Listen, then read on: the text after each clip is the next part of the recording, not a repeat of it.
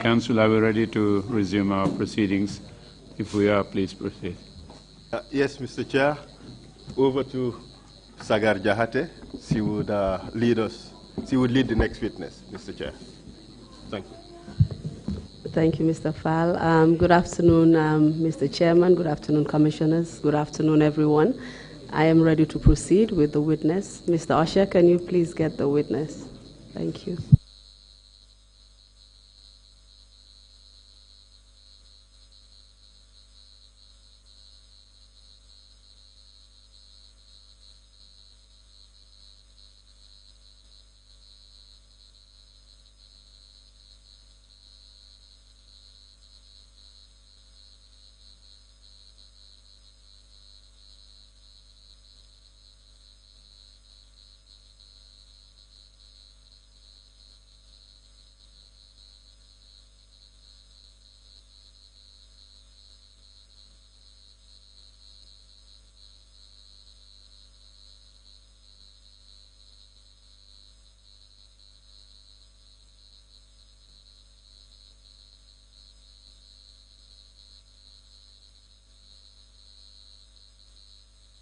Kindly swear the witness, Mr. Usher.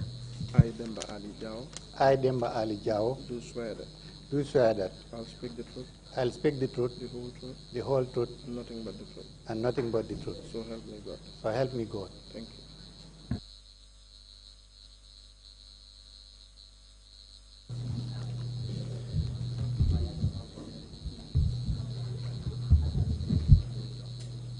you. Good afternoon, Mr. Witness.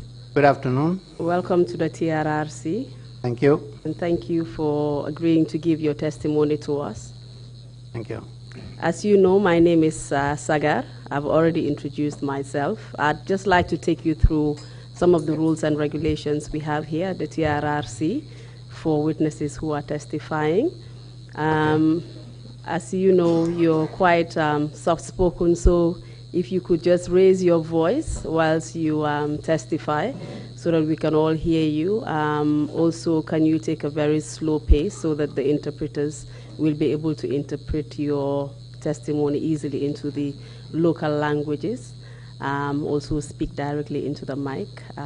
Thank you. I'll try. I'll do my level best. All right. I would like to remind you also that you have a duty to tell the truth. I'll just provide you with a brief overview of the topics that we'll be covering here today. We'll go through some of your personal details, as well as your educational background, some of your professional qualifications, training and experience, your professional career as a journalist and the different institutions that you worked under during your career, your experience as a full-time and freelance journalist in the Gambia during the previous regime, and other literary works that you may have done, some of the books that you actually authored. We would also like to hear your view on the political climate that you operated under during the time that you were serving as a journalist, and what impact, if any, that climate had on press freedom and rights in general. And also we might ask you just to touch a little bit on the general human rights situation in the Gambia, as well as human rights violations suffered directly by journalists who were particularly targeted and also persecuted collectively as a profession. We would like you to touch on the harassment and detention of non-Gambian and Gambian staff alike at the Daily Observer newspaper where you worked, as well as the arrest, detention, and torture of some of your colleagues, your personal arrest and detention at the NIA, and personal threats and intimidation you actually suffered, and the use of the law as a means of persecuting journalists. This is just generally what we will require you to speak on, and any other areas that you feel you would like to come to the attention of the Commission. Are you ready to proceed with your testimony? Yes, Counsel, I'm ready. Very well. What are your full names? My name is Demba Ali Jawo. Are you known by any other names? D.A. Jawo, most people know me by. As I've heard some of the witnesses refer to you as DA or Uncle DA. Yeah, well, that's right. Okay. Can you provide your address and your occupation? I live at Canifing Housing Estate. Right now, I'm not employed because, since I left the government in June 2018, I've not had any permanent employment yet, although I'm doing some consultancy, but certainly no permanent employment yet. And under what circumstances did you leave the government? What was your last appointment? I was Minister of Information and Communication Infrastructure until 29th of June 2018, when there was a cabinet reshuffle, and I was one of those who was removed from the government. And when did you take up that position? It was February 2017 that I was appointed. Can you tell us where you attended primary and secondary education, please? I attended primary school in Mount Carmel Primary School, which is in Sambang in Nyamina West, in the CRR. That was from 1961, 62 to 1966. And where did you attend secondary school? From Sambang, I went to Crab Island Junior Secondary School from 1966 to 1970. Unfortunately, I could not, of course I had the pass at the end of the junior secondary school to go to high school, but because my parents didn't have the means, so I had to leave school at that stage. And did you do anything when you left school at that stage? Yes, I had to take up employment as an unqualified teacher, and I was posted to Karantaba Primary School, that is in Kiang West in the Lower River region. That was from 1970 to 71. And were you working with the Gambia government at that point? Yes, I was an unqualified teacher under the Ministry of Education then, yeah. Can you tell us after you did that, what you did next? From after that academic year, the following year, that was 71, 72, actually I sat to the college entrance exams, and I was supposed to go to the Yundum College to train as a teacher. But due to some communication breakdown, I didn't get my letter, of acceptance on time, and I couldn't go for that academic year. It was the following academic year that I actually went to the college. That was in 1972. And did you complete your training at the college? Sorry for answering. I should have given enough time at least. But in 1974, after 2 years at the college, I had to resign, and then later on I joined the Gambia Utilities Corporation as a stores officer. That was in 1974.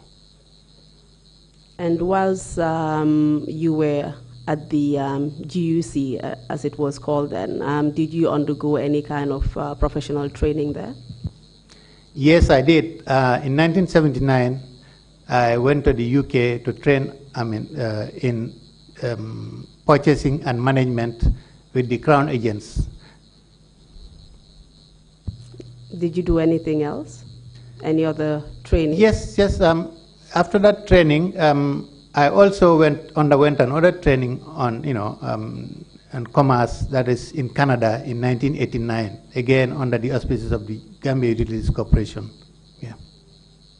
And how long were you at GUC?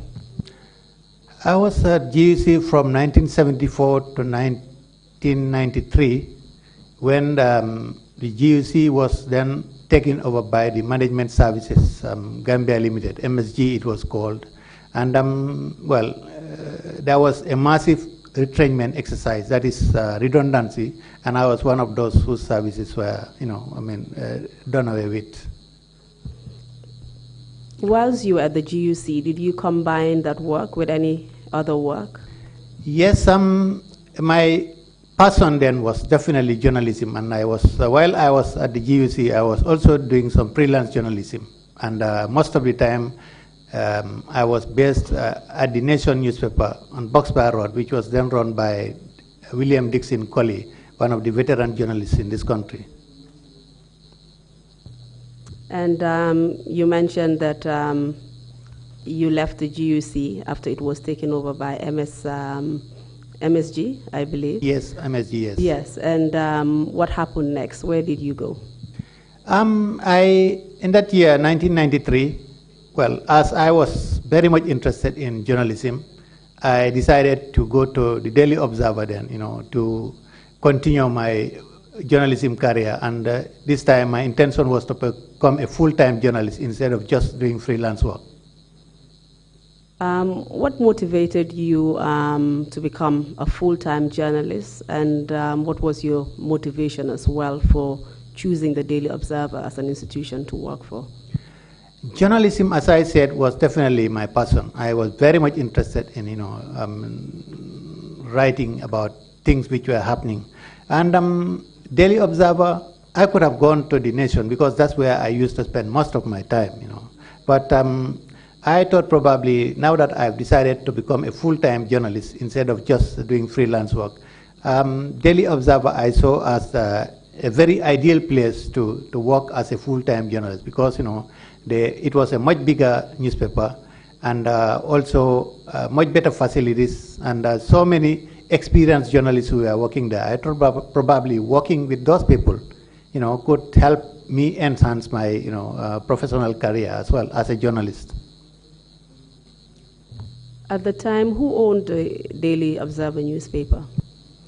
It was owned by Kenneth Best. He was a Liberian refugee who had to run over to the Gambia. What actually happened was the Daily Observer existed in Liberia then, but during the Civil War, when he just found it difficult to operate in that country, he decided to relocate to the Gambia.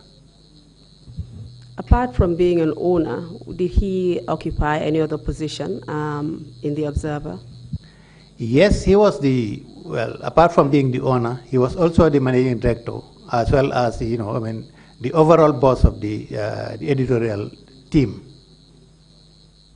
And you went to the Observer, and what was your position there when you started? I started initially as a freelance reporter for the paper, but just about maybe a month or two, I was taken on board on a permanent basis, and I was made a reporter. Well, I was made the court reporter then, so I was mostly covering the courts. Can you just explain what freelance journalism was, or what it was to be a freelance journalist? Freelance journalist in the real sense means journalist who is not attached to any particular media house per se, who can just write or, sell his or her stories to any newspaper. But in the Gambia also it can mean you can be attached to a particular newspaper, but you are not a staff reporter. All you do is that you are paid according to the stories that you get published. And what positions did you occupy after you became a reporter? How did you rise through the ranks? I continued as a reporter for some time. As I said, I was attached to the courts, so I was doing some court reporting mostly. But in 1996, then the news editor of the paper, that is Ibrahim Asise, left the country and went to the UK, so I was appointed as the news editor. And what did your work entail as news editor? As news editor, I was mostly responsible for assigning reporters to various coverages, as well as editing news items as well. So I was responsible. The paper had different kind of editors. You have the sports editor, who is mostly responsible for sports issues dealing with sports. Then you have the news editor, who is responsible mostly for news items as well, and etc. So that was my responsibility as news editor. And how long were you at Observer? Can you tell us when you started and when you finished your assignment there? Yes, as I said, I joined the Observer in 1993 after I was retrenched from the GUC. And in 1999, I had my services terminated because what happened was the Observer, which was then owned by Kenneth Best, somehow after Mr. Best was deported from this country in 1994, he still continued to own the Observer until 1999, where he decided to sell it to Amadou Samba. Can you tell us who Amadou Samba was? Amadou Samba was a Gambian businessman, and I guess he's still a Gambian businessman. But he was then very close to the regime, to President Yahya Jammeh, the former president, and he was very much identified with the regime. And so that was it. And did anything happen after he took over ownership of Observer? Yes, when he bought the paper in May 1999, about, I cannot remember the duration now, but I think not more than a week later, I received a letter, terminating my services. And the reasons given was that, they were restructuring the company. But, I thought that was just a, that was not the right reason for my terminations. But I guess probably, they were not happy with some of the things I was writing, so I wasn't surprised at all. Can you please take a sip of water, please? Thank you.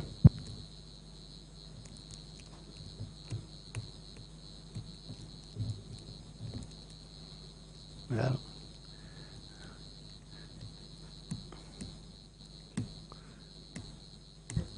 Mr. Usher, I think he needs. Where's please, Mr. somebody Usher? help me get He this. needs help with opening the water. Okay, don't worry, I've done it.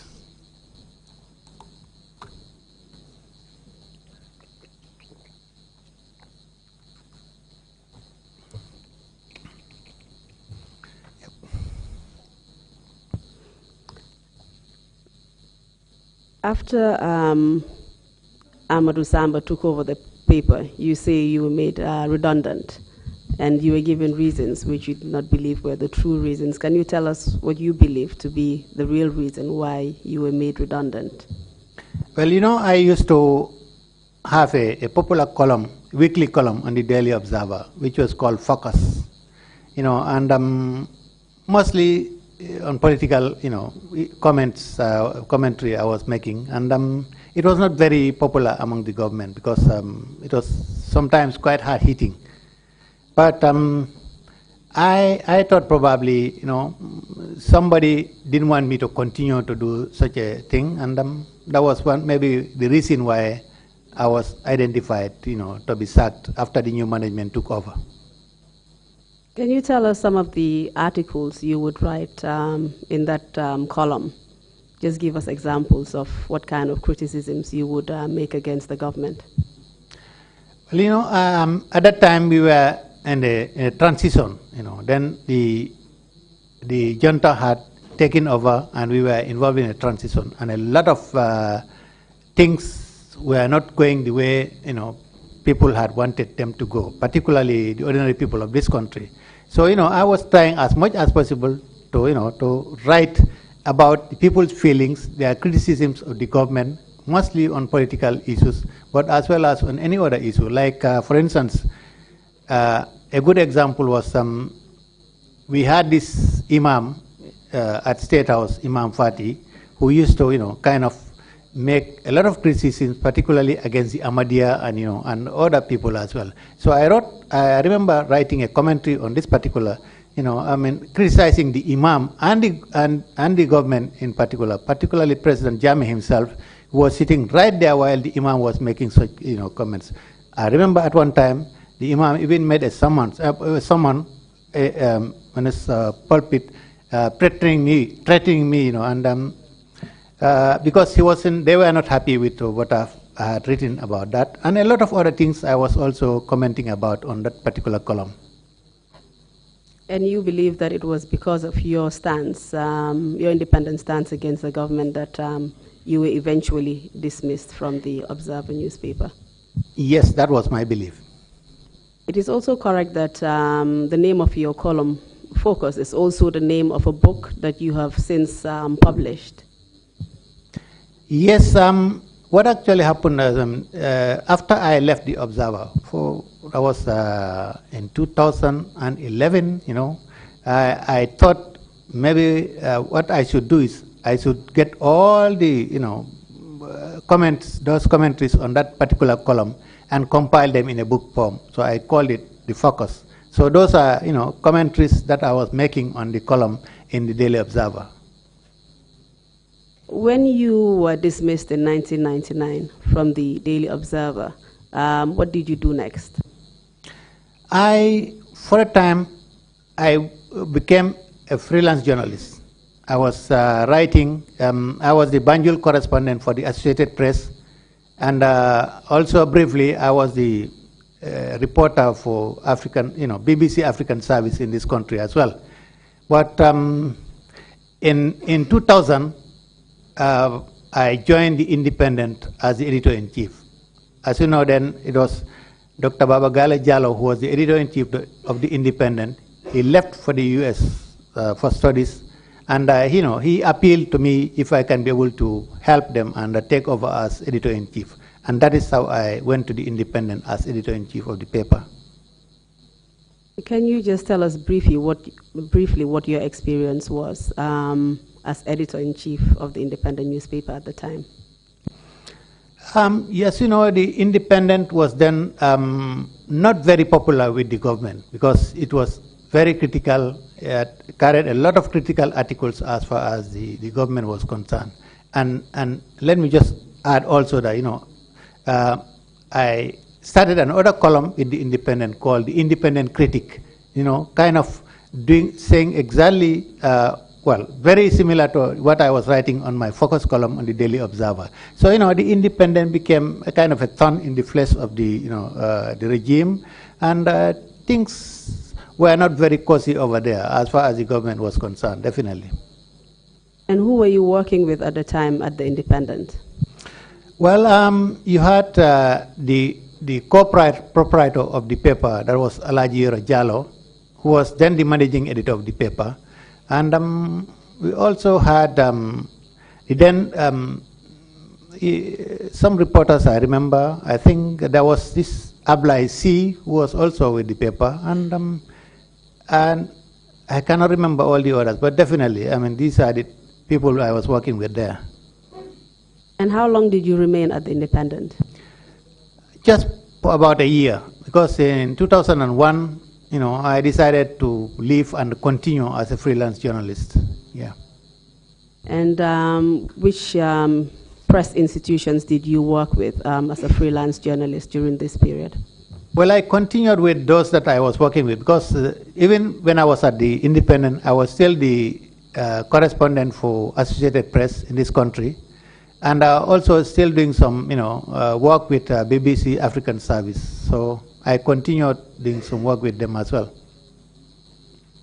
And did you occupy any other positions within the press fraternity during this time?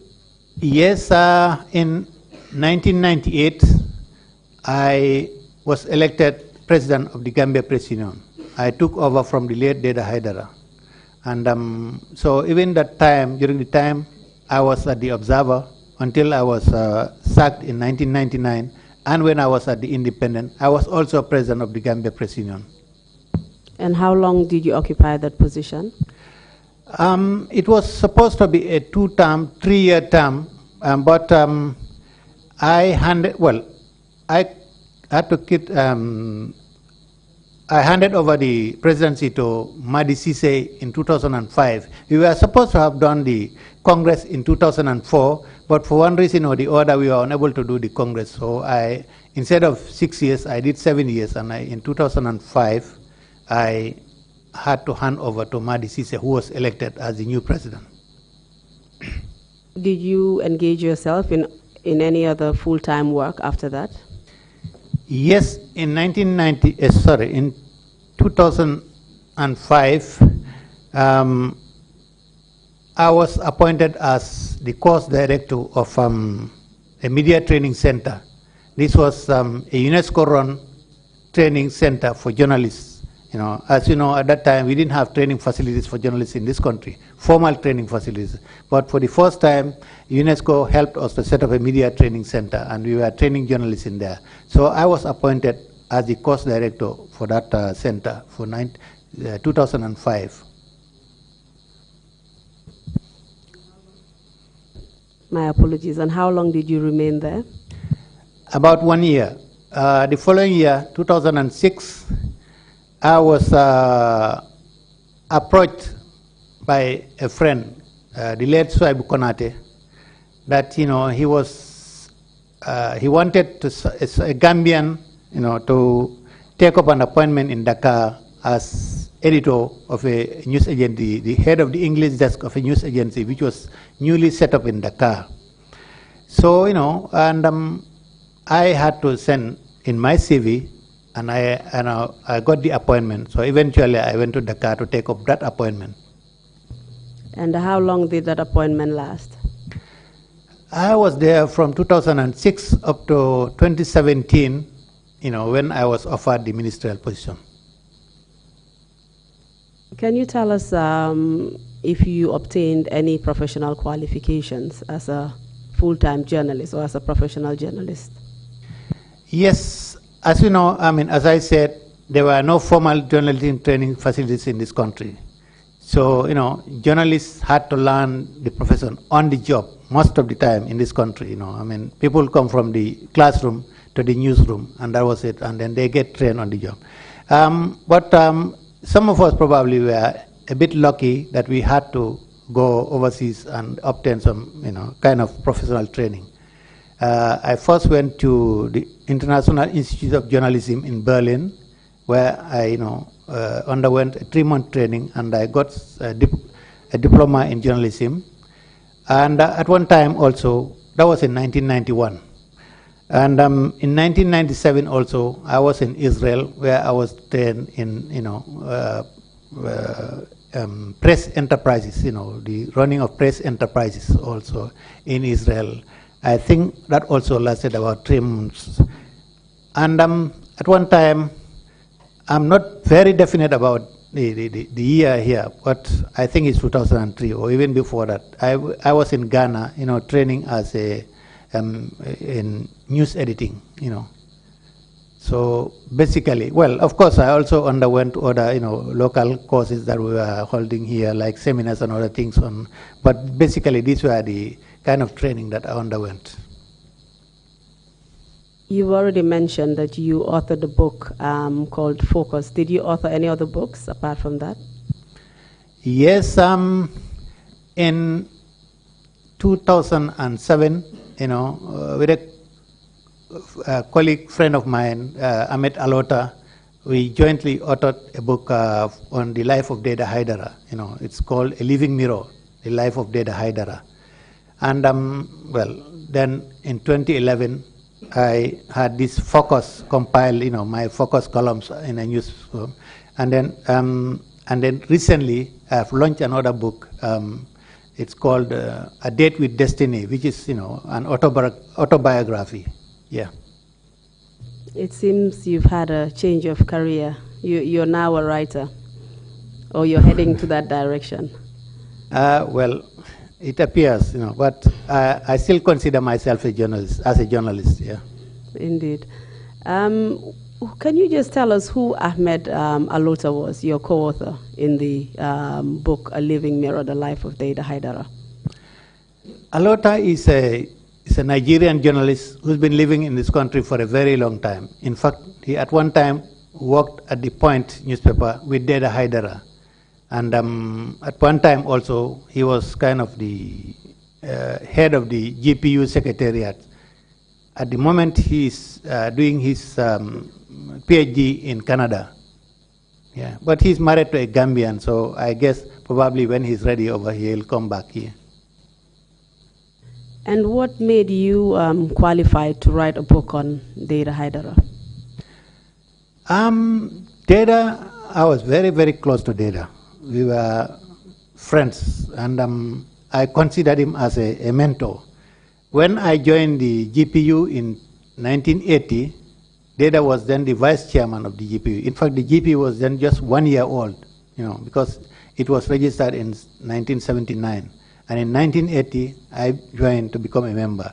And, I found Deda there as the vice chairman of the GPU. And, since then, we became very close. I remember at one time, I was arrested by the police and detained at the police station in Banjul. That was in 1979. And Deda was one of those people who was frequently visiting me at that place. So, I got very close to him, yeah. Can you just tell us more about that particular arrest? Because I have noticed that this was in 1979, and this was before the Jammeh regime. Is that correct? Yes, it was. What happened was, in 1979, I got an article published on the front page of the Nation newspaper. And this was, quite critical of what was happening in the police then. And, the police didn't take it lightly, so they arrested me and detained me at the Banjul police station. And, they detained me there for the whole day. Then in the evening, they asked me, to self-bail, and they let me go. But they asked me to be reporting every day. So every morning I'll go to the police, spend the whole day there. They'll leave me for about 2 weeks, and then Dixon Colley advised me, he said, don't go again. If they want, they can charge you and take you to court. So that's how I didn't go again. And that was the end of the matter. Yeah. All right. Mr. Jawo, you are a seasoned and veteran journalist in this country, and you've given us an overview of your career, your qualifications, and some of the professional training you've gone through. I would just like to take you back to your time at the Daily Observer newspaper when you were just starting off your journalism career. Can you just tell us what it was like working at the Daily Observer newspaper at the time and who you worked closely with? It was very, very interesting working at the Daily Observer. As I said, I was doing some freelance writing while I was working with the GUC. But this time, I was a full-time journalist. So, it was quite exciting. I had, very experienced journalists with me there. You had people like Dr. Baba Gale Jallow, for instance, was there with me. You had people like Ibrahim Asise, who was then the news editor. You had, people like the late A.A. Njai, that is Abla Njai. He was also another seasoned journalist who used to work for the Gambia Daily, and then, he was, and of course, initially, Kenneth Best was there also, very interesting characters I used to work with there. You've already explained a little bit about the role of the Daily Observer at the time, but can you just give us an idea of the position that this particular newspaper held, within the press community? Before the setting up of the Daily Observer, of course, maybe it was preceded by the Point. Point was set up in December 1991. But after the Point, the Daily Observer, came in May 1992. These were the first kind of real newspapers in this country. Then we had just cyclo-style, sheets of paper that we used to call, newspaper in this country. They were just A4 size papers, written and then clipped together as newspaper. But then we got these newspapers which were kind of, desktop publishing. They were more professionally set up, and so the Observer was very popular then. It was, I think it was in fact the first daily paper in this country, even though the Point preceded it, but Point didn't become daily until later. So the Observer was the first daily paper in this country. And would you say that many journalists today, especially the veteran journalists, passed through its hands? Yes, it was like a training institution for Gambian journalists, because As I said, we had experienced editors in the paper, and most journalists in this country, particularly budding journalists, started with the Daily Observer. They got trained there, and they had to move on to other newspapers. It was like a training institution, definitely, for the journalists in this country. And as a professional journalist, what did you understand your role to be in society? The role of the journalists, we are, agents of information. And we are not supposed to be making the news, but actually conveying the news, from whatever the source we get the news to convey it to the people. So a journalist is, as it is described, a watchdog of society, and also supposed to, keep the authorities on their toes as far as national issues are concerned. So it's a very, very important role that a journalist should play in society. And would you say that the journalists who were working under the Daily Observer newspaper were performing that role properly? Yes, honestly. At that time, the Observer was definitely performing that role quite effectively. Can you describe the staff makeup of the Observer newspaper in terms of their nationality? You've already mentioned the fact that the owner and managing director of the company, Kenneth Y. Best, was a Liberian national. Can you give us other examples, please? Yes, when the Observer was being set up in this country in 1992, then journalism was not very much developed in this country. So, when Kenneth Best set up the Observer, he found it not very easy to get skilled and qualified journalists to take on board. So he had to bring a lot of non-Gambian journalists from Liberia, from Sierra Leone, from, you have Nigerians, you have Ghanaians, different people of different nationalities. But eventually, Gambian journalists started to get these skills, and they became more experienced as well. But initially, definitely, there were a lot of non-Gambian journalists within the Observer as well. And would you say that these foreign staff at the Daily Observer were performing a key role in the company? There is no doubt about that. As I said, journalism was not well developed in this country then. We didn't have very experienced journalists at that time as such. So the paper relied a lot on these foreign journalists, non-Gambian journalists, and they were playing a very key role there, definitely. You mentioned the deportation of Kenneth Best in 1994, I believe, 1994. Can you give us more background into the circumstances surrounding his deportation? Yes, he was deported in October 1994. What actually happened was maybe a few days before that, he was picked up, taken to somewhere we didn't know. We tried to find his location, but we weren't sure where they had taken him. That is the authorities, the immigration authorities, I understand. And he was detained there for, I cannot remember the number of days he was detained there.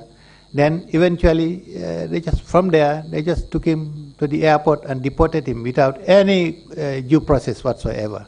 So that was it. And where was he deported to?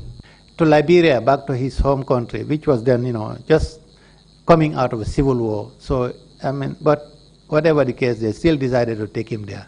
And the reasons given then, by the government was that he violated immigration rules or whatever.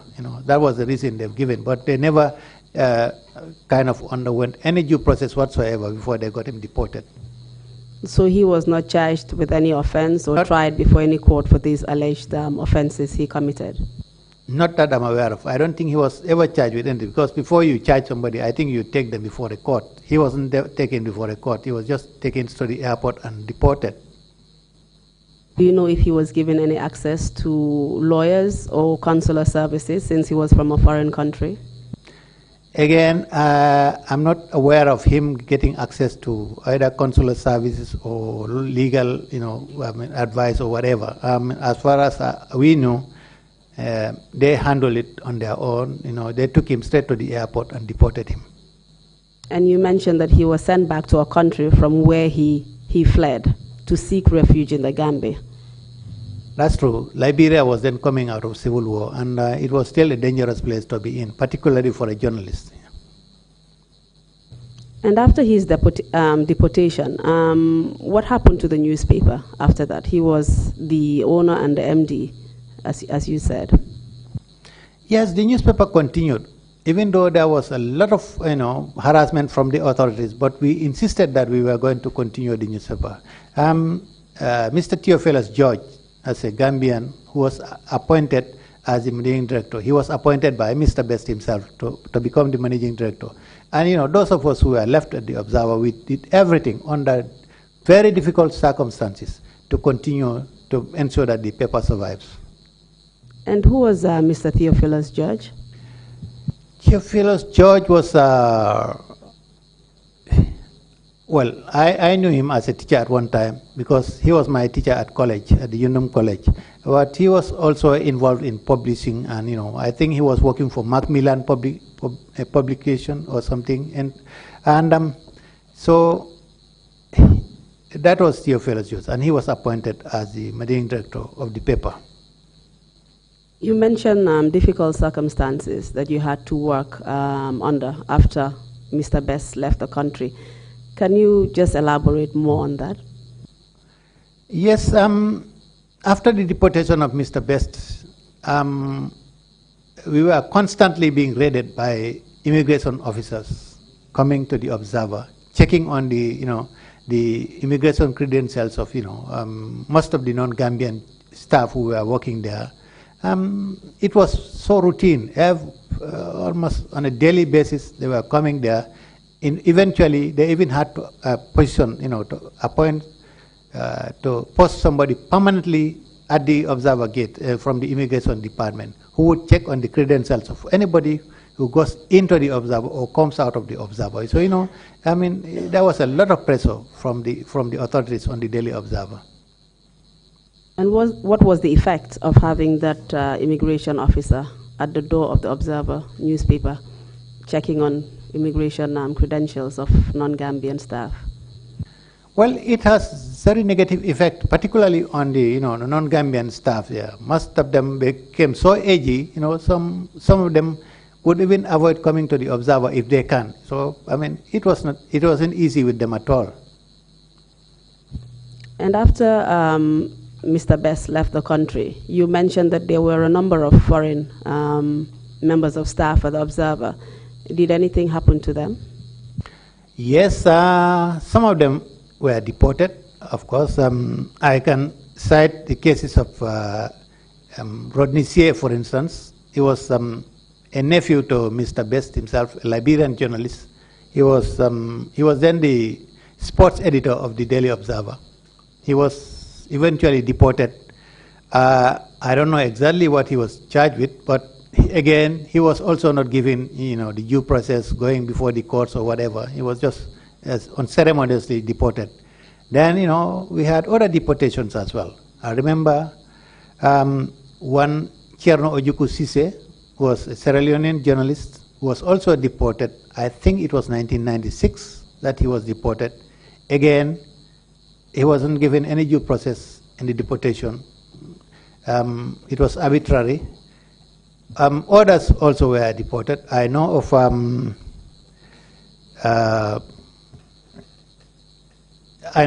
Sule Musa, a Nigerian journalist as well. In the case of Sule Musa, what happened was, I think it was when the former Nigerian dictator Sani Abacha died. Sule Musa was one of those who was actually jubilating about his death. And then, we know that the government, especially former President Jammeh, was very close to Sani Abacha.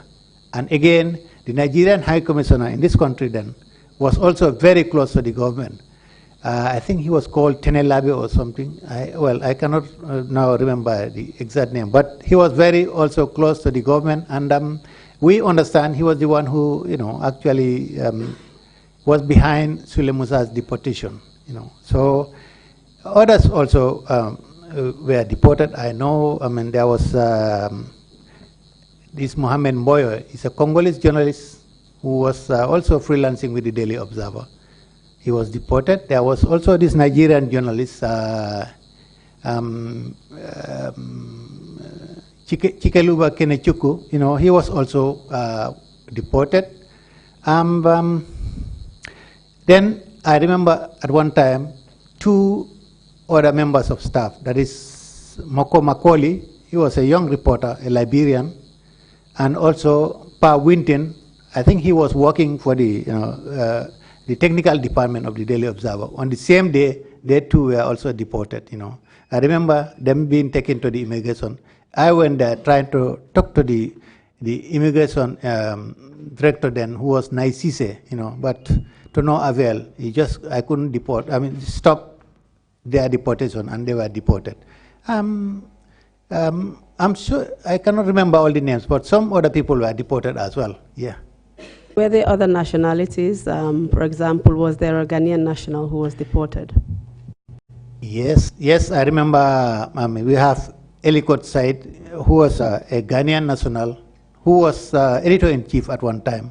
He was deported in 1997 to Ghana. Yeah. And all these deportations that you mentioned, under what circumstances were they done? Well, most of them were quite arbitrarily done. Again, there was no due process like taking them to court, whatever, it wasn't done in most of these cases, or rather in all of these cases. Everything was so arbitrarily done. Just pick them from their homes or wherever, maybe take them straight to the airport, or detain them for a while and then deport them. That was the case, yeah. Do you know if there was any particular reason why the foreign staff at Observer newspaper were being targeted? Yeah, I think the intention was, they wanted to cripple the Daily Observer.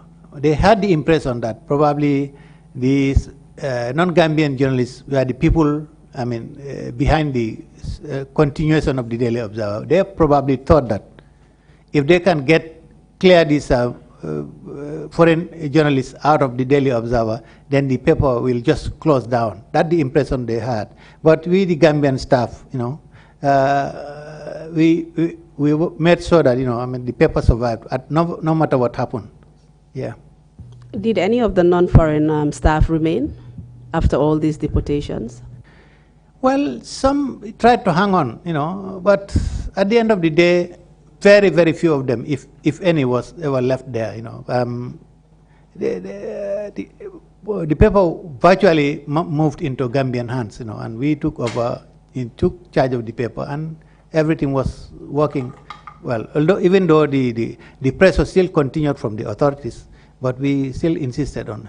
In fact, at one time, I can remember when news broke out that Kenneth Best has sold the paper to Amadou Samba in 1999, we were very much disappointed. We, the Gambian staff, most of us were let down because, after all that we've gone through to ensure the survival of the paper, here was Mr. Best. Without consulting with us, he went and sold the paper to somebody close to the regime. So we were really let down, yeah. Apart from the deportations, do you know of any other circumstances where foreign staff actually left employment of the Daily Observer newspaper? Yes, of course. Some of the non-Gambian reporters or journalists left on their own accord because the pressure was just too much on them. I remember, for instance, there was this Sierra Leonean journalist, Justice Fofana, and I also remember there was an Englishman there who was an editor. He was called David Somers, and a lot of other people also. They had to leave on their own accord because, the pressure they were getting from the authorities was too much and they just couldn't bear it any longer. You mentioned Justice Fofana from Sierra Leone. For example, do you know of any personal experience he had that led him to leave the country? I do not have the details, but I know Justice Fofana has been arrested on a few occasions as well, while he was working with the Daily Observer. So that maybe was enough to hound him out of the country, yeah. And what about David Somers? David Somers, as far as I know, he was not arrested. Well, I wasn't aware of his arrest, but he appears he was not also very comfortable the way the authorities were, piling pressure on the Daily Observer, so he had to quit. Do you remember a journalist called Pascal Eze from Nigeria?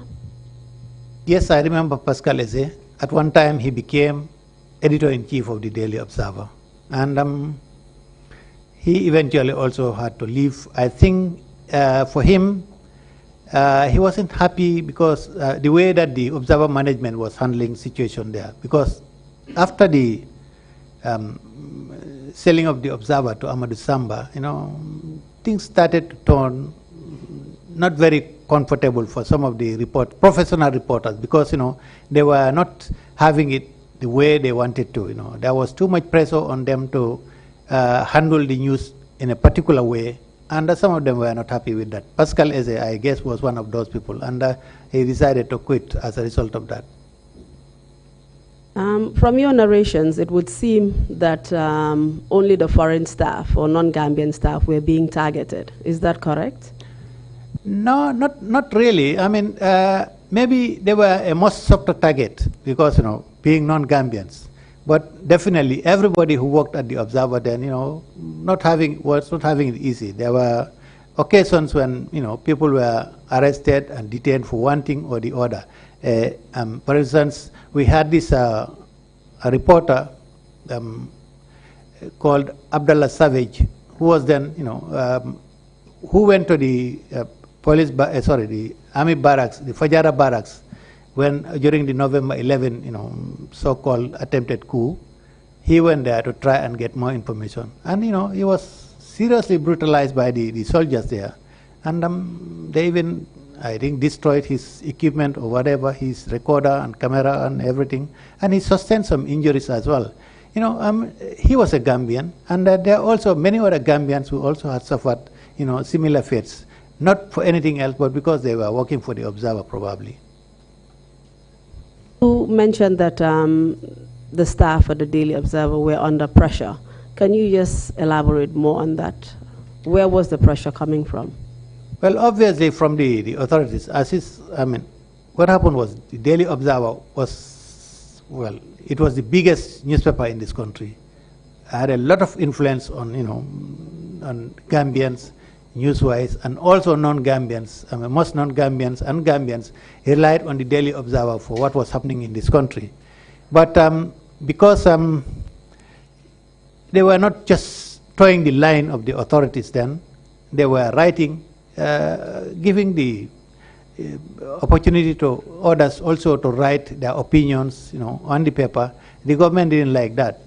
Probably they wanted somebody just to sing their praises, but the Observer was not willing to do that because, they were professionals and trying to do things in a professional way, and that didn't please the government. So that was the reason why they were piling a lot of pressure on the Daily Observer. Probably the intention, their ultimate objective was to get the paper, folded up, which they tried everything they could, but it didn't work.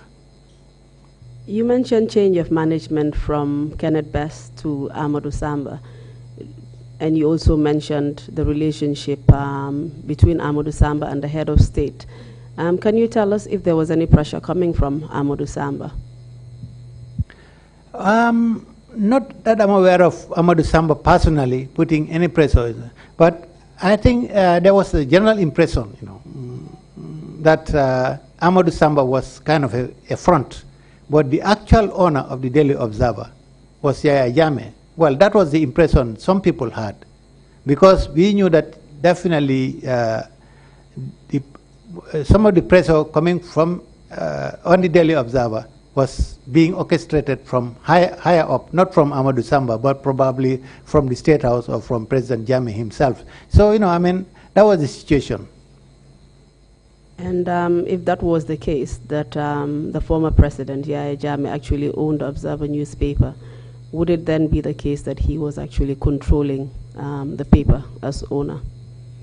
Well, of course, it eventually became so obvious that, the paper was being controlled from the State House, because eventually he was the one who was appointing, the managing directors and the editors-in-chief and other things. So they were directly being appointed from State House. So that was it. So the indication was there that Amadou was just a front, but he was not the actual owner of the Daily Observer.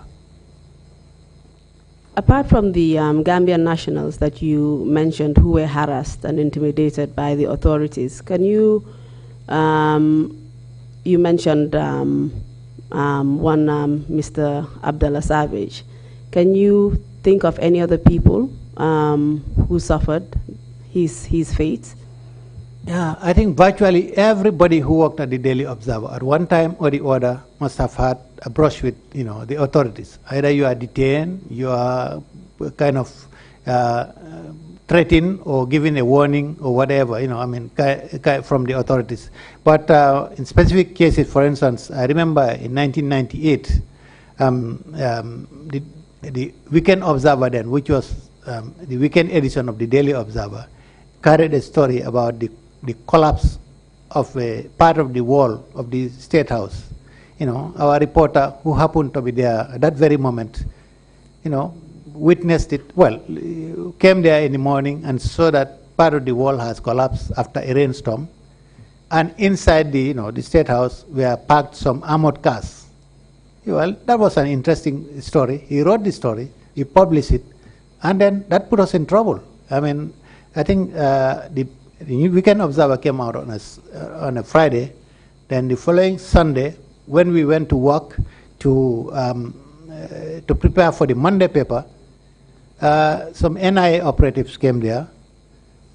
Myself, Dr. Baba Gale Jawo, and the author of the article, Giran Senghor, were picked up and taken to the NIA. Yeah. Before we go into your ordeal at the NIA, can I just take you back to some of the complaints you received as GPU president from journalists who had actually had their human rights violated at some point or the other? Well, yes, as GPU president, definitely I've been receiving quite a lot of complaints from journalists because virtually on a weekly basis, journalists were in trouble with the authorities, one thing or the other. So you can imagine, as the president of the Gambia Press Union, everybody would be, coming to the union to lay their complaint, one thing or the other. And we were trying everything we could under very difficult circumstances because then the GPU was not as endowed as it is today. We didn't have money, we didn't have a lot of other facilities as well. But it wasn't easy, and that was the situation then. Did any particular cases stand out to you? Yes, I remember, when the Independent was set up, Dr. Baba Gale Jawo and Alaji Yoro Jallow, who were co-proprietors of the paper, they were at one time picked up, and then, because their citizenship was being questioned, that was the reason why they were arrested. And there were a lot of other occasions. For example, Pap Sen and Deda also suffered similar fates. They were their, their citizenship was also being questioned, and they had a brush with the authorities on that issue. And a lot of other issues that were happening to journalists for one reason or the other. So all these things were being reported and being handled by the GPU. Any experience with broadcast journalists working in radio stations? Yeah, well, yes, of course. Then at that time, we didn't have many radio stations as we have today. But we had Radio 1 FM, we had Citizen FM, and I cannot remember any other station at that time when I was president of the GPU. But I know, Radio 1 FM, there was an attempt to burn down the Radio 1 FM at one time. That was in 2001. And the proprietor, George Christensen, had even suffered some burns as a result of trying to put out the fire when, it was attacked. And one of his reporters also, that is Aliou Ba, I think prior to the attempt to burn down or after, I cannot get the sequence of events, but actually there was an attempt to firebomb his house as well while he was sleeping inside there. Then, Citizen FM also has been having a lot of problems with the authorities. At one time, it was forcibly closed down, and the proprietor Babukar Gay and Ibrahim Asila were arrested, for one thing or the other. So we've been having a lot of problems with the authorities with regards to all the media houses virtually. You mentioned a few arson attacks on these journalists. Do you know if complaints were made to the authorities, and if so, if they did anything about it? Well, of course, every time there was an arson attack or any other attack on a media house, complaints were, just as a formality, were made. But we never expected the authorities to act because we expect them to have sanctioned those attacks. So virtually nothing was ever done about all those arson attacks. Yeah. You've mentioned various forms of harassment and intimidation from the authorities to journalists. Have you had a complaint of torture? Oh, yes. Yes, we've been having complaints of torture. People have been arrested and they claim to have been tortured. For instance, there was this editor-in-chief of the Independent, Ablai C. He was once arrested and detained at the NIA. We did everything as GPU to try to get to him, but every time we went, they said they didn't have him. So we had to eventually go to the court and try to get him to. But even while the court process was on, they released him. And he told us that, well, he was not physically tortured, but he was put in a very dark cell called Bambadinka or whatever, and it was not comfortable to be there, with the mosquitoes and everything else. There were other occasions as well where journalists have claimed torture. But most of the time, it was later when I had already left the GPU that these torture cases became more rampant actually. Apart from the torture, were there other forms of violations? Well, of course, virtually everything they were doing, like just taking somebody from their home and deporting them to their own country was a violation. And there were a lot of other violations as well. People, would go for coverages and then, they were either harassed or, had their equipment seized or destroyed or whatever. Those were all occasions of violation and they were very frequent. You mentioned Deda Haidara. Can you tell us what happened to him? Yes, Deda Haidara in 2004, he was killed. He was shot dead by drive-by shooting. That was on the 13th anniversary of the point. He had a ceremony at the point with his staff, and he was then in the evening when they finished the ceremony. He decided to drop some of his staff to their homes because it was getting late. And while he was driving home, just by the Kanifing Sangkung Silak Junction, he just coughed in there trying to get inside. When I think some people in a taxi, as I understand, followed them, and they came by his side. He was driving the car, and they shot him. So that was it. And he eventually died. Yeah. And were the identities of the perpetrators ever revealed? Well, we've been hearing all kinds of rumors, all kinds of names have been, but the government never did any serious investigation on the matter. I can recall, I think in 2005 or 2006, there was this report released by the NIA, but instead of doing any serious investigation of the matter, they kind of were disparaging Deda, calling him all kinds of names and even accusing him of being a womanizer. Probably somebody shot him because he was he had a girlfriend who's all kinds of things. So they were putting the blame on Deda for him being killed instead of trying to seriously investigate the case. Do you know if the authorities made any particular statements about his death, official statements? Well, that was the only statement that I'm aware of, that, the NIA, well, yes, the NIA really, issued a release. That was in 2005 or 2006. I can't remember exactly, but they issued this release about his death. And but as I said, the blame was virtually on him, rather than on trying to give us as the reason as to why anybody would kill him. Yeah. Did the former president, Yahya Jammeh, make any remarks about Deda Haidara's death? Yes, I know for one thing, every time the issue of Deda was raised, the government felt very uncomfortable. I remember at one time, on the first anniversary of his death, the GPU decided to organize a commemoration of, to kind of observe the event. And we invited journalists from the sub-region. That is, we held this at Kairaba. At the end of the ceremony, we decided to visit the site where he was killed. When we went near there, we found heavily armed, paramilitary police standing there, and they said they wouldn't allow us to get in there.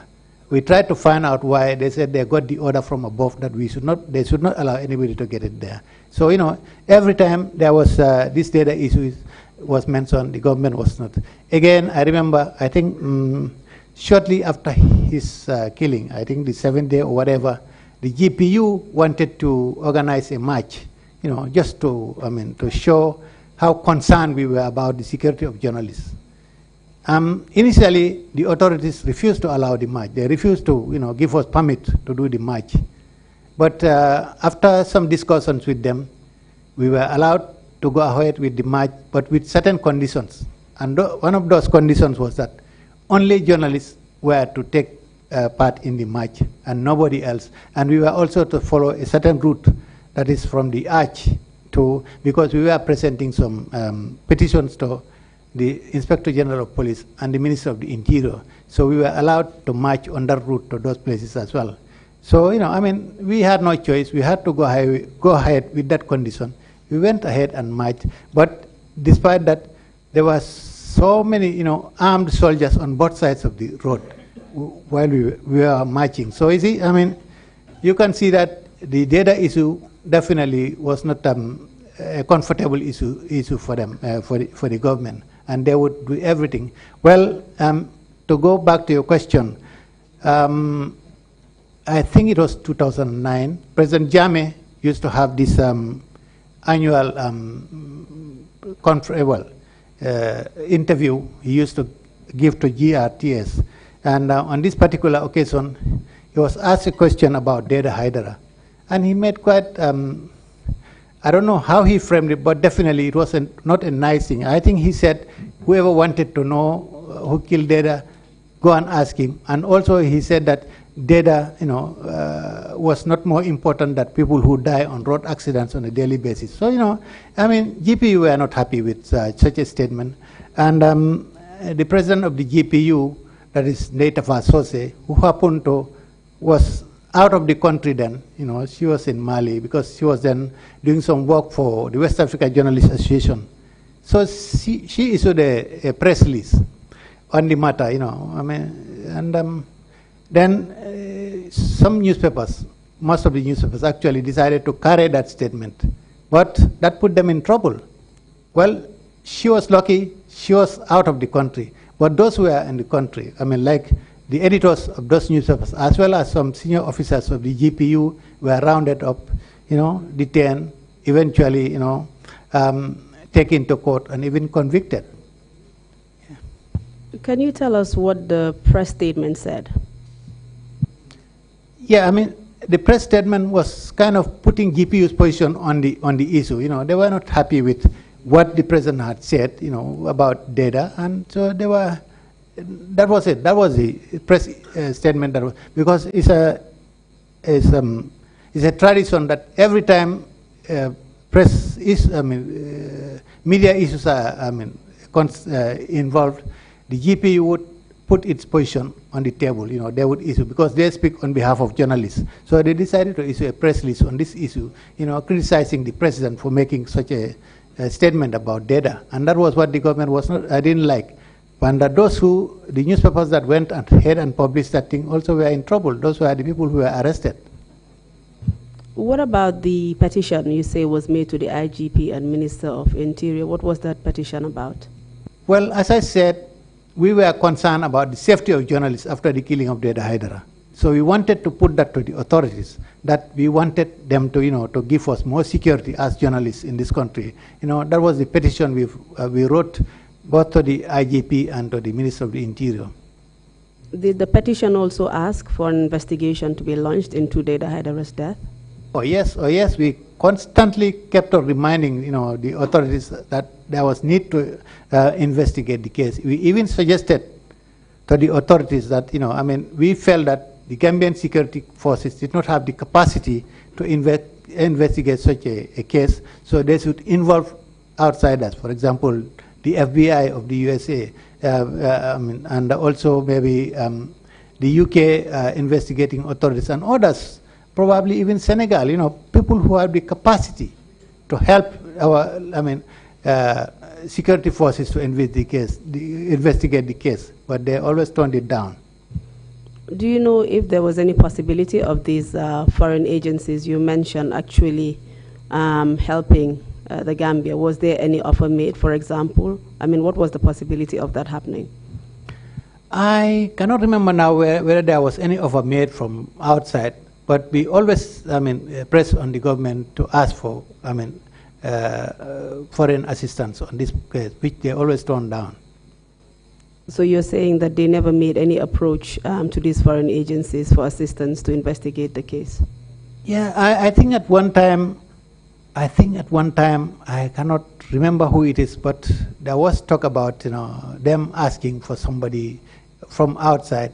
Was it ECOWAS? Was it the FBI? I cannot now remember. But I think there was one, it was being kind of metered somewhere, but I don't think it ever materialized. As far as you know, was there a proper investigation launched into the death of Deda Haidara? Absolutely not.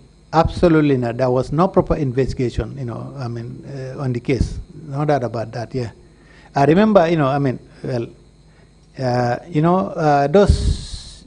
there were two ladies in Deda's care who were also injured in the process when he was being shot. Those two ladies were admitted at the emergency ward of the RVTH. And but we were not happy the way they were being treated in this country. So we made arrangements to transfer them to Dakar to get proper treatment. In fact, I was the one who accompanied them to Dakar, and they were admitted in a hospital in Dakar where they got the treatment. But we always asked the government to ensure that a proper investigation was done in place. Then when they set up the NIA set up a committee, they said who were investigating the case.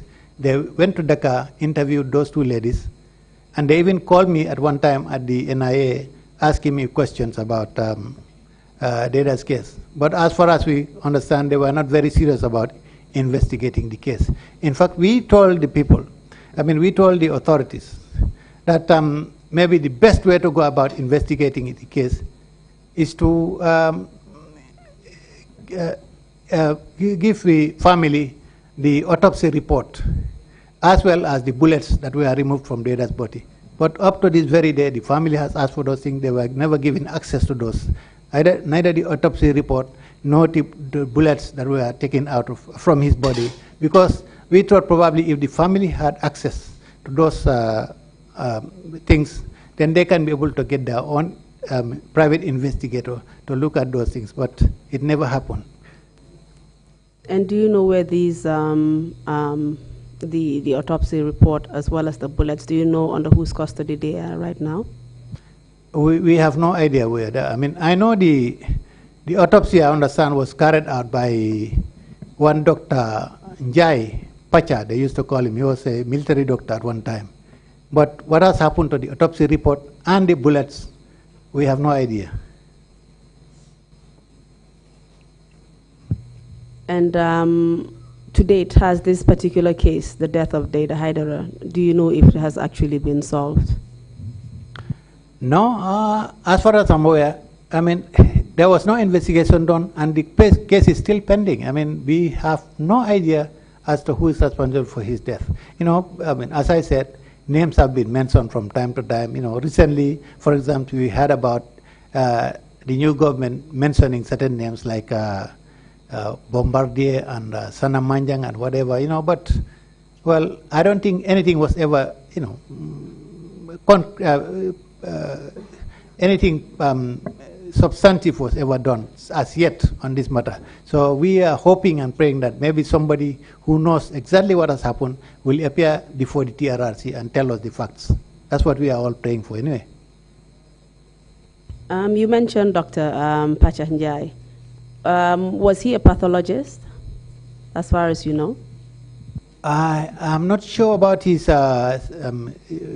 exact qualification, but I understand he's a medical doctor. And I guess probably he was a pathologist. That's why he did the autopsy. I don't know.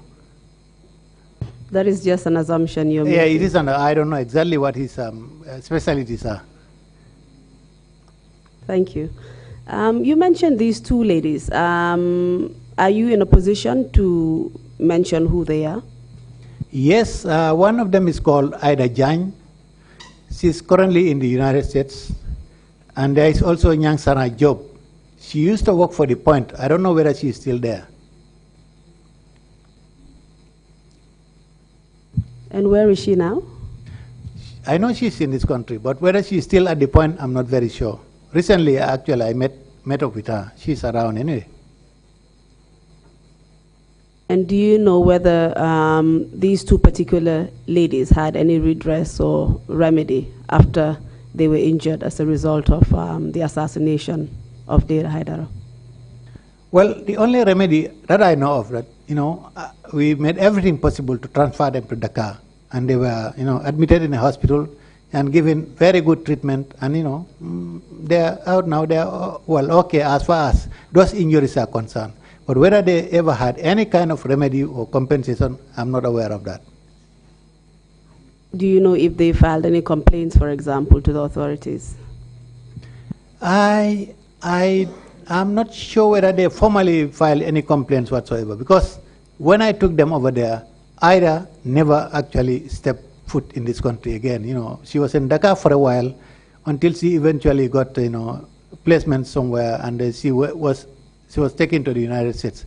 But Nyansara decided to come back home. She's right now home, but I'm not aware of any formal complaint that was, put to the authorities. Would you be surprised to know that Mr. Pachanjai is not a pathologist? I would be surprised, because I think probably, you know, autopsies are done by pathologists. That's what I expect, you know, but I don't know. Very well. Can we just go back to the arrest and detention of journalists after the press release was done on Deda Haidara's, on the remarks that President Jammeh made on the death of Deda Haidara? And can you just tell us who you know was arrested at that point? I know Pap Sen, who is the managing editor of The Point, was one of them. I know Sam Sar, editor-in-chief of the Forea, was one of them. I know Emil Toure, the former president of the GPU, was one of them.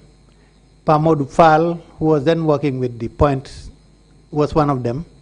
And then you had Sarata Jabi, who was also working with The Point, who was actually suckling a young baby, and she was arrested with the baby as well.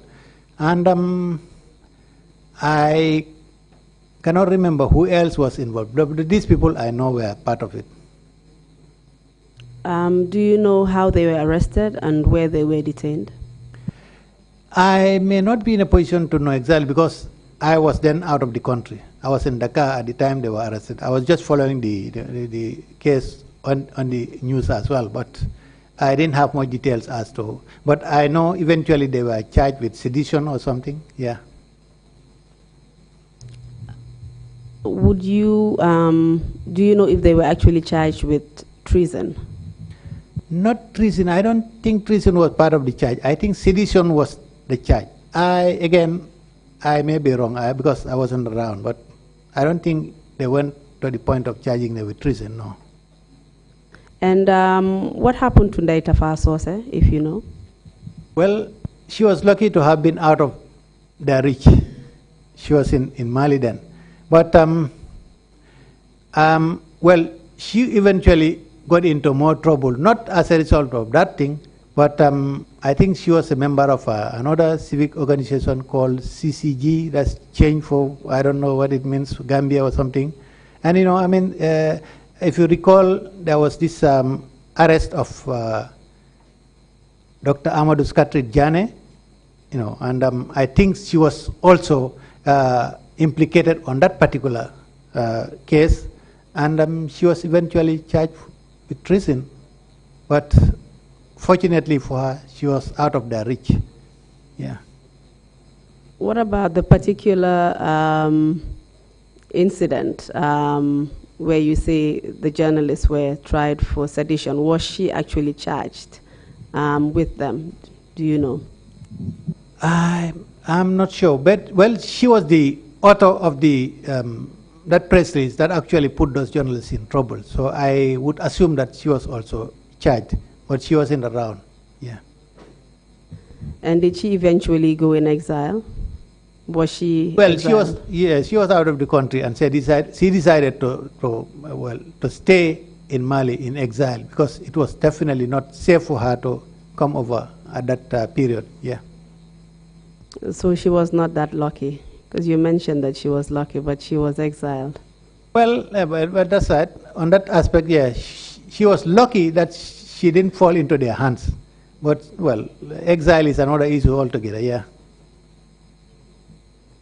Okay, very well. Mr. Chairman, we have a few minutes left, so I don't know if you would like me to continue with the witness, because we're going into a major area, which is his personal detention, arrest and detention at the NIA, which will take quite some time. So in terms of just managing this whole testimony, it might be better to start that new topic tomorrow, because we have a session tomorrow for the witness. Oh, splendid. If we have a session tomorrow, you can finish your questioning now, and if the commissioners have any questions to put, perhaps we can do that, or if you think that we should hold our questions until tomorrow, you give us some guidance on that.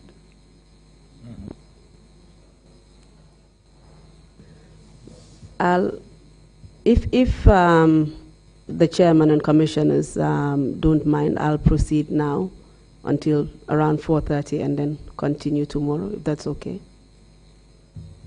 Fine, that's okay with me. You please go ahead, continue.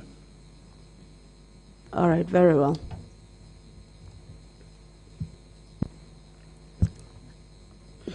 Mr. Witness, can I just take you back? You mentioned when you were arrested together with some of your colleagues as a result of that newspaper report on the State House. If you could just elaborate more on that, tell us who you were arrested with and when you were arrested and where you were taken to. Well, we were arrested on the following Sunday. As I said, we had this Weekend Observer, which was published on the 28th, which I guess was on a Friday. And then the following Sunday, you know, we went to work to produce the Monday paper, and it was at the premises of the Observer that we were arrested. I was arrested together with Dr. Baba Gale Jawo, who was then the editor-in-chief of the Daily Observer, and Giran Senghor, who was the reporter actually who wrote that story. So this time round, when they came, it is only Baba Gale and myself who were at the Observer then. Giran wasn't there. I don't know where they picked him later, but two of us were taken to the NIA, and we were taken in different, pickups. Actually, there's a group of NIA operatives who came. I only knew one of them, and that was Baba Saho. I think he was a senior officer of the NIA then. Yeah. Can you describe the pickup trucks that actually picked you and the others? All I can say that they were pickup trucks, but honestly, I cannot even remember the color or the makeup or whatever, because it's been quite a long time. Yeah. And how many people picked you up? Again, I'm not in a position to remember the number of people, but I know in the car that I was, I think there were 3 of them in there.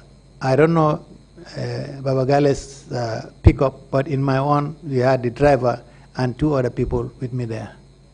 And you can confirm that these were NIA officers?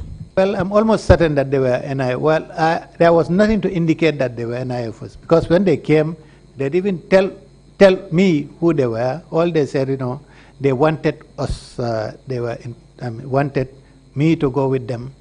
They didn't even tell me what they wanted me for or what they accused me of, except one of them said they had that we were keeping arms in the Observer, and they, that was the reason why they came there. I thought that was a big joke, because we had nothing to do with arms whatsoever. It is only when we arrived at the NIA that I had an idea as to why we were taken there in the first place. Did they make any search at your office for these arms they claimed they were looking for? I cannot remember them making any search whatsoever. I think that was just another pretext, but honestly, I cannot remember them making any search whatsoever. And you say they did not identify themselves? They did not show you any warrant cards or anything like that? No, certainly no. There was no warrant card whatsoever. Of course, I think they said they are from the office of the president, but again, they were not very specific as to who they were. So you got into the pickup trucks, and where did you go?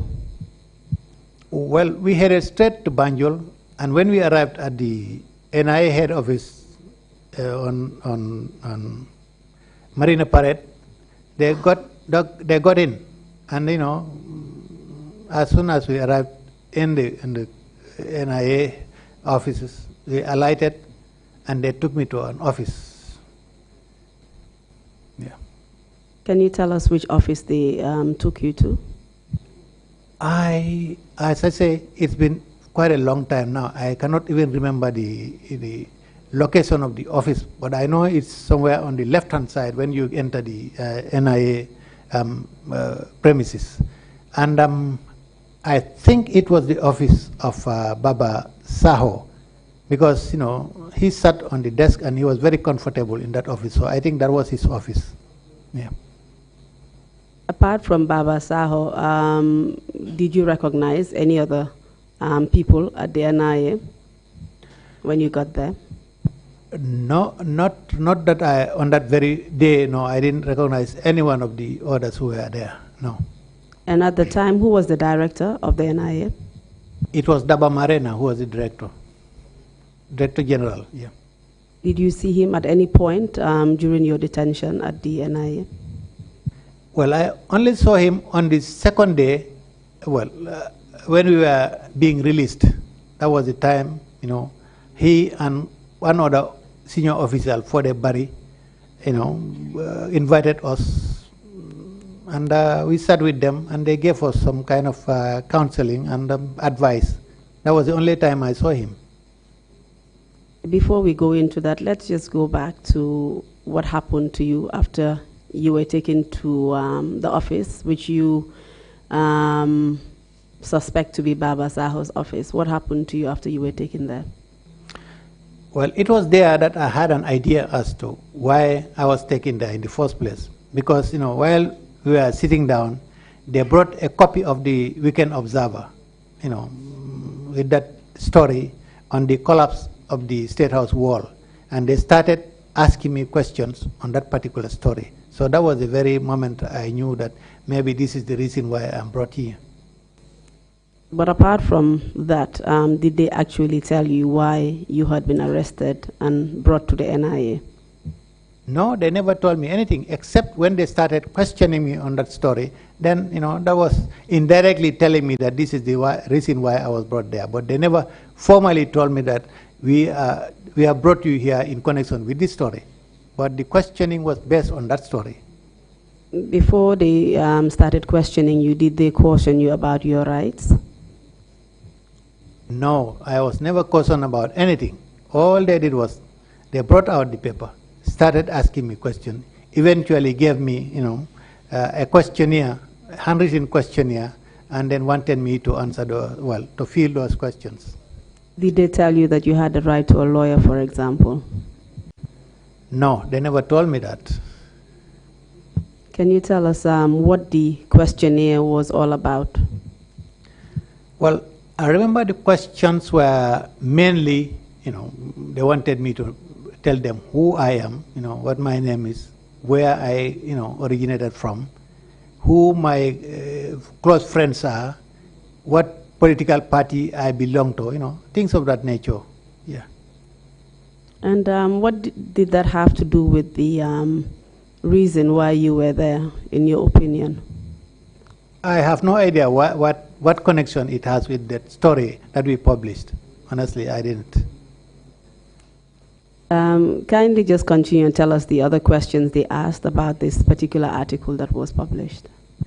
Yeah, for them, it was a kind of a breach of peace, because as far as they are concerned, we should never have carried that story.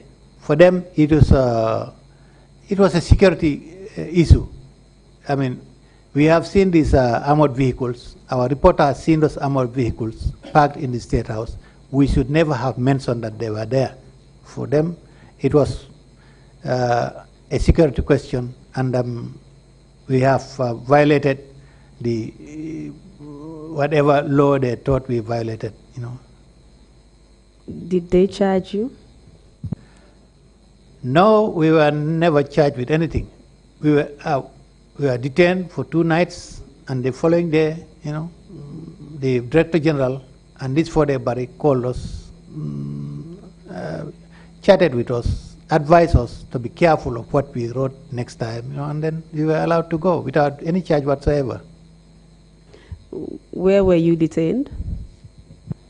I personally was detained in an office, in the NIA, right by the sea, there, with all the windows glasses were broken, and you can imagine the mosquitoes that were there at night. It was horrible.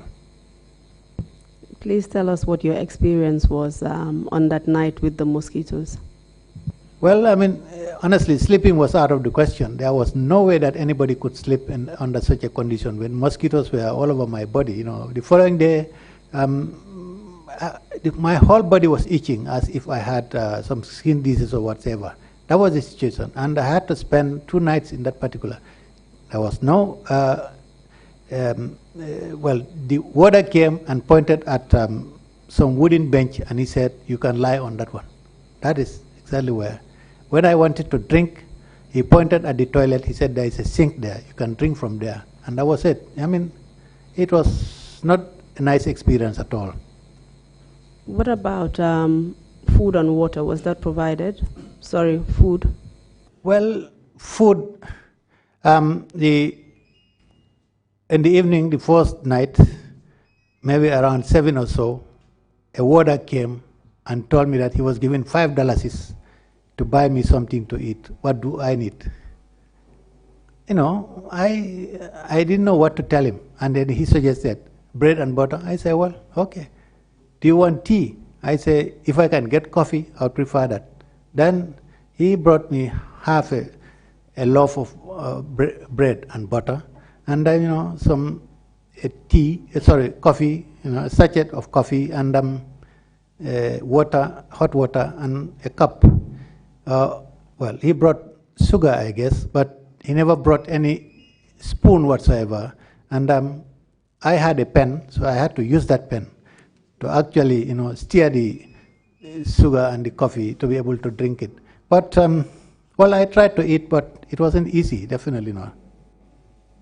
So this was the first night? Yeah, that was the first night. And the second night, similar situation. Honestly, I never had any solid food while I was there. And you say you also did not sleep because of the mosquitoes. Yeah, you were busy driving them off your body. Of course, it was impossible to sleep under such a situation. You've already mentioned that you were not given access to a lawyer whilst you were detained. Did you have access to anyone else, like your family? No, I had access to anybody outside of that place. And even my colleagues, Baba Gale and Giran, I never saw them until when we were being released. That was the time I saw them. I didn't know which part of the NIA they were detained. And do you know if anything happened to them? Not that I'm aware of. Well, personally, I was not physically tortured, and I expect my colleagues were also not physically tortured, but I'm not sure what happened, because as I say, I never saw them until when we were being released. And would you consider being at the NIA for almost 48 hours without sleep, drinking toilet water, and being attacked by all the mosquitoes in Banjul? Would you consider that a form of torture? Well, of course it is torture. I mean, it's not physical torture, but certainly it's both psychological and whatever kind of, but it's torture, in whatever form you want to call it, yeah. So you were actually tortured, but not physically? Not physically, yes, but certainly I consider this, putting me in that situation where I just cannot sleep. I mean, it was definitely torture, yeah. Apart from, being sleep deprived, what about the general atmosphere of being at the NIA premises, considering what had happened to colleagues of yours, for example, stories that you heard, and once you've narrated, I mean, how did you feel being there, not knowing what was going to happen to you? It was not a pleasant experience whatsoever. Just being isolated in that place, not having an idea as to how long you're going to stay there. I mean, your family not having an idea what situation you are in. I think it wasn't quite a pleasant experience. So, and nobody would want to undergo such a situation. Definitely not. You mentioned that you were questioned. Did you take a statement, or did they take a statement from you? Not exact. I mean, apart from those questions that they wanted me to answer, I answered them as much as I could, and then they asked me to sign underneath, and I did. That was it. So the answers to your questions were being recorded? Oh, yes, on the sheet of paper that they gave me, yes. Is it the same sheet of paper that had the questionnaire about your tribe and political affiliations? Exactly. That's the sheet of paper I'm talking about. Everything was recorded on that sheet of paper, yes.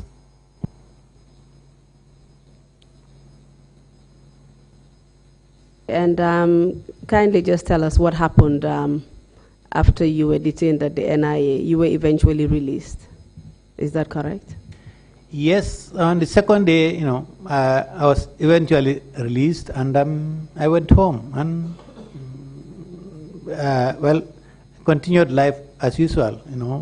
Began going to the Observer again, doing the work I'm supposed to be doing. Yeah. And that was after you had been cautioned by Dava Marena and Fode Barry to make sure you don't report anything that you're not supposed to. Exactly, that was it. I mean, they gave us that pep talk there, and urging us to be careful about what we report about, and that was it. Yeah. Apart from your arrest and detention at the NIA on that particular occasion, did you suffer any personal intimidation or harassment or threats at any other occasions? Yes. Well, I remember in August 2004, early in the morning, my wife picked up an envelope or a note that was addressed to me, and she handed over. I think somebody from outside must have dropped it in the compound. And then she handed it to me. When I read it, I saw that it was a note coming from a group of people who were claiming to be supporters of President Yahya Jammeh. So, they threatened, that they were going to teach me a lesson because of the criticisms that I was doing to the president, and they said a lot of other things. I cannot remember exactly what it is now, but anyway, they made a threat to me, and they even promised that they were going to teach one of my journalists. I was the president of the GPU, and they threatened that one of my journalists will be taught a lesson which they hope will be, kind of act as a lesson to me and everybody else. So that was it. And do you have a copy of this note? Unfortunately, what happened was that when I received that note, I had to go and report to the Inspector General of Police. I took the note there. That was, then it was 13 Baji. I cannot remember his first name was, but we used to call him 13 Baji. He was the Inspector General of Police.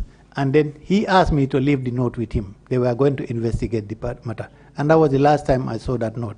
Even though, I wrote down exactly what was on the note. And I do not have access to my statement right now, but it's definitely there as well. Yes, you have provided the record of what that note said. And if you don't mind, I can read it to you so you can confirm if this was what was written on the note.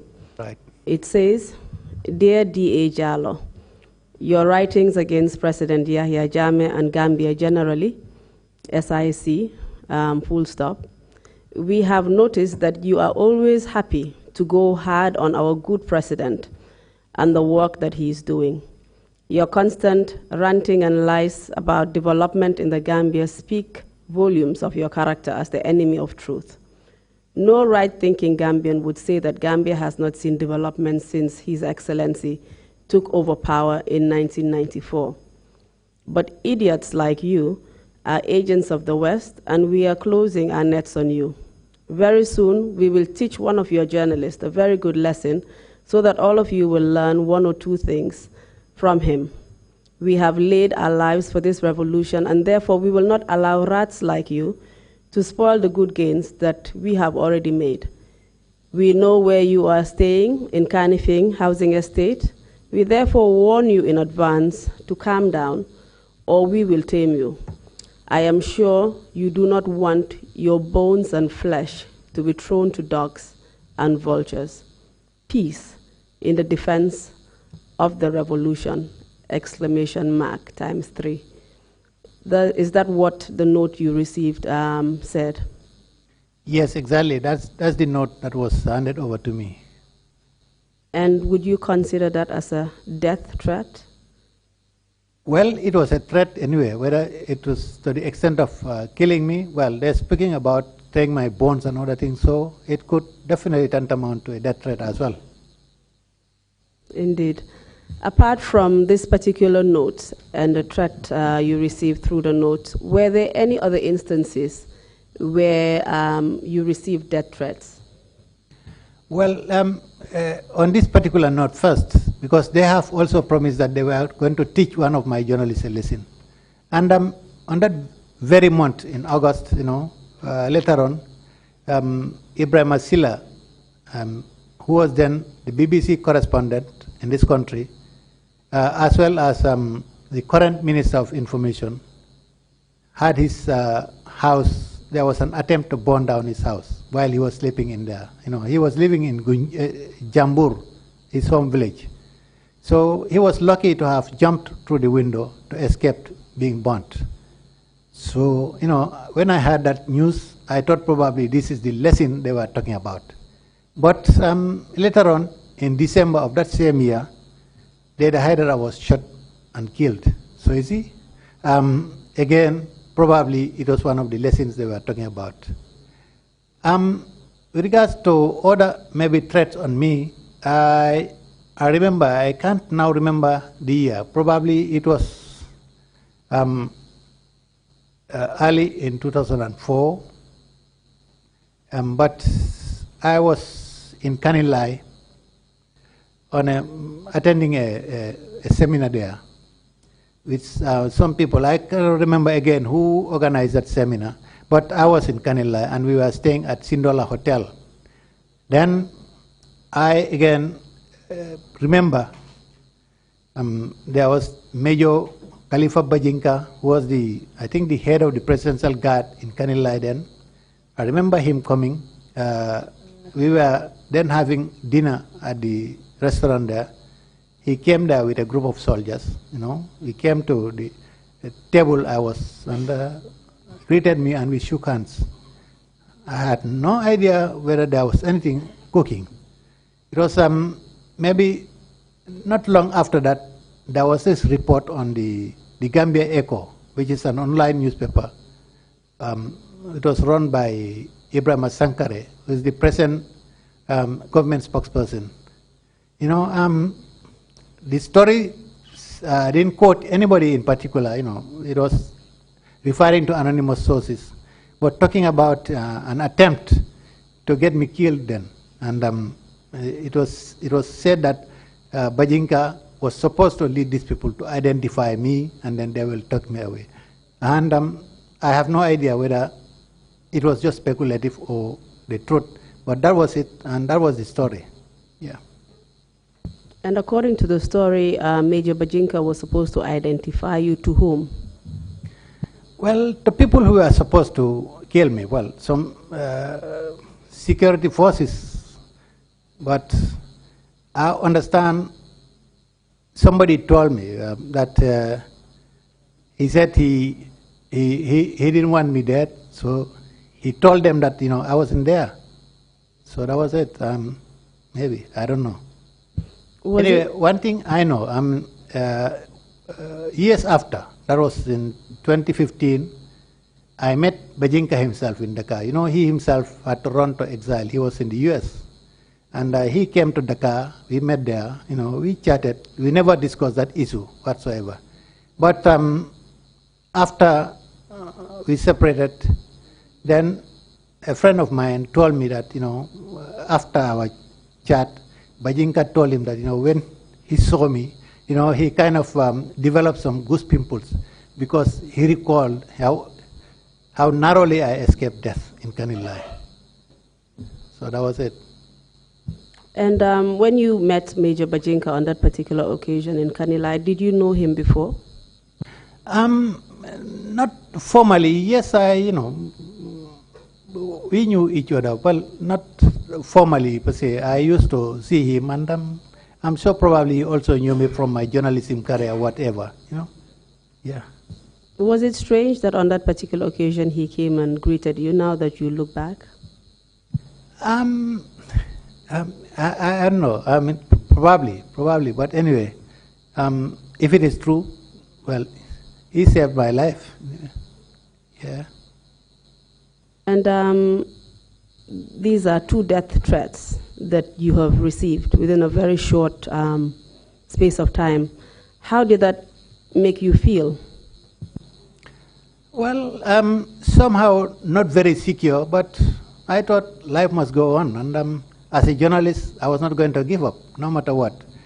In fact, I remember when Deda was killed, that very night, I traveled out of the country. I came back to the country that very night. It was in the morning that I heard about what happened to him. You know, a neighbor who heard the death probably thought that I was the one who was killed, and she came to the house to try and sympathize with my family, only to find me there, you know. So these are the times that we've been going through, yeah.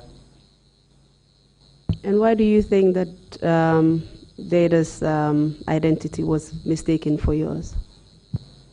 Sorry, can I get that again? Why do you think that his identity was mistaken for yours? Why did they think that it was you who was killed rather than Deda Haidara? Well, I wouldn't know, but probably because of the critical writings I've been doing, probably somebody thought if any journalist was to be killed, I could be one of them. Yeah. You mentioned that you made a complaint about the first threat that you received.